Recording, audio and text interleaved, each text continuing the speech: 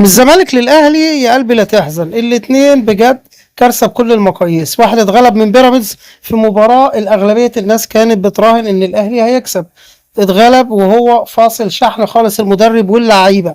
والتاني الزمالك اتغلب من وادي دجله، وبنقول يا جماعه من اول الدوري الزمالك مستواه مش حلو، بيلعب من غير خط هجوم، والجناحين عنده تعبانين، وخط الوسط بمجرد محمد شحاتة وقع اتكشف خالص الزمالك. حتى النهارده الجون اللي جابه جه نتيجة اجتهاد فردي وغلطة من الدفاع بتاع وادي دجلة. الزمالك قلنا ناجح نجاح وهمي، اللعيبة مش هنا، والصفقات حقيقي كويسة جدا، لكن مفيش برضو الانسجام اللي هو مفيش التوليفة بين القديم والجديد. الزمالك والاهلي بيفتقدوا للانسجام الحقيقي في الفرقة.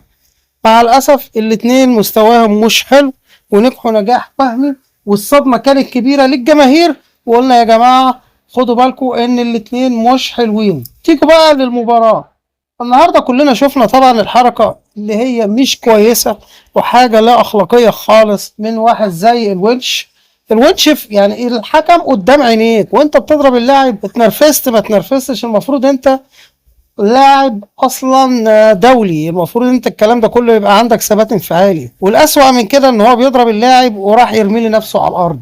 نفس الحركه برضو البايخه اللي عملها حسام عبد المجيد، نفس الموضوع. ايه اللي بتعملوه ده يا جماعه؟ انا مش عارف انا ازاي لعيبه بتلعب في المنتخب وبتعمل التمثيليات دي، مش فاهم ايه اللي بيعمله الزمالك ده بجد.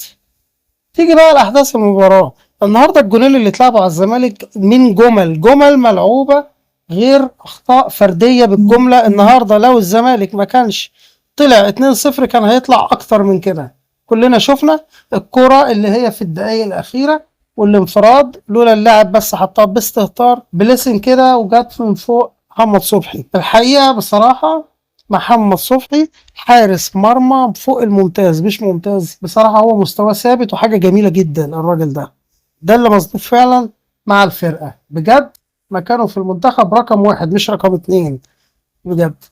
في النهاية الزمالك يا جماعة لو ملحقش يرتب نفسه هيسافر عند القمر، لأن كل فرق الدوري رتبت نفسها يا جماعة.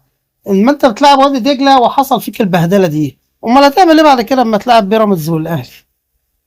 لا مع الأسف الزمالك واقع وقعة سودة. يجي بقى للأهلي، الأهلي نفس الحكاية.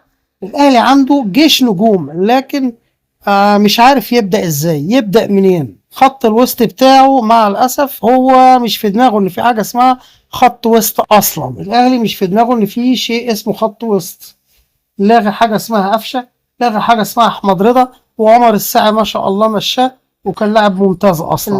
الاهلي والزمالك بيضيعوا نقط، ودلوقتي خلاص الزمن الجميل بتاع زمان اللي هو الاهلي والزمالك بس اللي بيحصدوا البطولات، لا كل فرق الدوري دلوقتي بتطمع في اي نقطة، وبدري بدري كله بيصفي نفسه عشان يخش في المنطقة الدافئة زي ما بنقول ويبعد عن القاع. بالتوفيق للنادي الاهلي والزمالك والكرة المصرية. شكرا لكم والسلام عليكم ورحمة الله وبركاته.